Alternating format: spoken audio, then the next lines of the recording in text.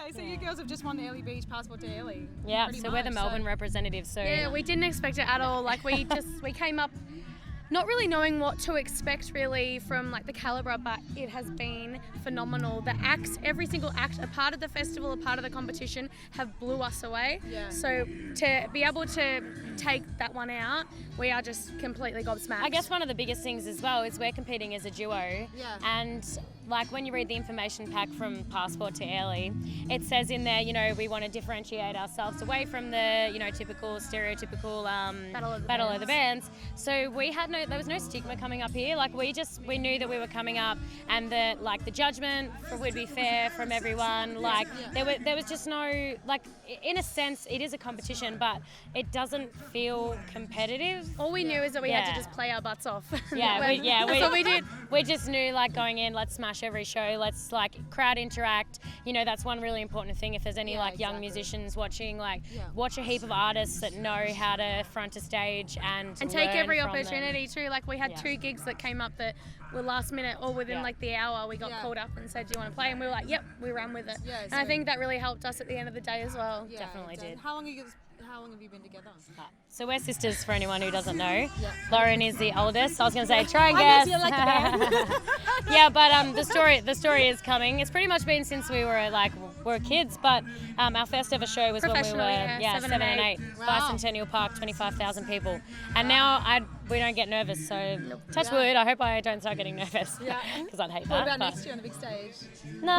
We're keen. We're going to spend this next year trying to sort out the best show we can possibly put on for everyone in Sarah Airlie. McLeod, she climbed the railing, and that's my goal next year. No, I'm not going to. No, you can be like, I don't know how that would be with a guitar. I've got the guitar locks on, so yeah, no, that would be very interesting. Lauren, you on one rail, me I'd on break the a other? leg or something, honest. Just jump in the middle of the tent. Hey, you know what we love? We love women in music industry smashing it, and she was one person that we saw this weekend. We were like, yes, this girl has got it. And that's one of the good things as well. If you're a female in this industry, you need to get your ass out there, and you need to Step go up. and represent, because you know what? Everyone's wanting it. Yep. Yeah. We have so many people, it's so refreshing to see 2 young girls like rocking it, or like girls coming up to us, and it's so inspiring what you do. And we're like, we're not trying to be inspiring, we're just trying to, like, you know, we're trying to put on a good show, but it comes across as something different, you know? Yeah.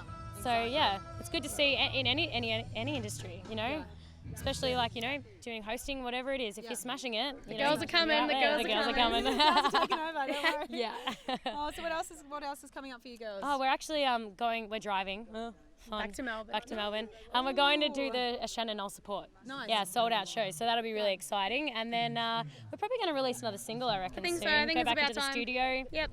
Try and get this together for next year, and just keep writing. Keep writing and keep performing, take every opportunity we can. And we've met some awesome people here at the festival. There's so many people in the industry that are so knowledgeable, and we've got so much advice, and we're ready to take that advice and take it to the next level. It's such a relaxed environment here. Like the catchphrase is here, you know, Airlie Festival of Music, Party in Paradise. Well, just pan over to the view and you'll see. They also, everyone here is one big happy family. Yeah. And we're so happy to be about. So like, this is my 3rd year up here now, and it's sort of like, it's a family sort of festival feeling in a way. Like you can go anywhere, and it's sort of like everybody's so welcoming. And We've made so many friends. Like I think my Facebook friend count has gone up like at least 150 I know. people. Like I don't know. I'm gonna go home and my boyfriend's gonna be like, "Where are all these friends from?" I'll be like, "Airlie Beach, babe." But we're definitely honoured to be a part of this family, and we're ready to continue and do everything we can for this festival and everyone in it. So when Blink-182 started, they kept getting asked what their name meant. So they kept telling like them, Blink is just, you know, random. But the 182 came from like watching Star Wars 182 times. Then they're like, old mate chugged 182 beers in one night. Yeah, and then what's that guy's name? Like the one Al Pacino swore 182 times in the movie. Scarface. Blah blah blah. They just was bull crap. They were just talking crap. And Dad always says, you really should do that. You shouldn't just tell them the boring story. Like, yeah, whatever. So what's the 78?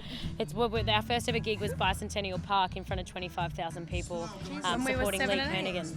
So we started out in the country market, but we're more rock pop now. Yeah. You can still, it's funny because people always kind of say like, you can hear a bit of a like country twang, but I mean, like we'll just roll with the flow, huh? Yep. What made you change from country? I feel like it's just a natural progression. Yep. Yeah. We were always into the pop rock as kids, but the country. Veronicas. It was like hello, our like inspiration. Our inspiration was like the Veronicas, and then you had like AC/DC, Guns N' Roses. Yeah, I could. Yeah, that they were all out. Like, if you come to Eagles. one of our sets, like most times, if we get an encore, people shout out for us to play Long Way. Like, so, like, you know, my uncle, our uncle, was in the Poor. They toured with AC/DC in '95. They had a #1 single, More Wine, Way to Please, and they were rockers. They're And like we our used to- biggest inspiration. This is a bad thing to say, and I hope that Wasp never watch this, but we actually used to fall asleep at Wasp concerts. We'd watch our uncle play, like, yeah, you guys, More Wine, Way to Please. Anyway, and then the main act would come on, and we were snoring our heads off, dead asleep lying on the couches. at the Forum on the beds, like just sleeping, like we were just kids. You're just taking it all in, right? Yeah, I mean, this is if we fall asleep, it's like Meditating to rock Exactly. music. That's how good it is. It's soothing. Hey, but it's really helped me fall asleep on airplanes. I've slept like good. straight. I think it's like 13 hours before. So it's had a positive effect. Yeah, it's Yeah, fantastic. it Yeah, helps listen to rock music when you're a kid. It'll help you. God, And we can't wait to bring our family back next year. Yeah, awesome. Yep. And we can't wait They're to see gonna you love girls it. next year. Thank you. It's going to be awesome. Congratulations again. Thanks. You're welcome. See ya.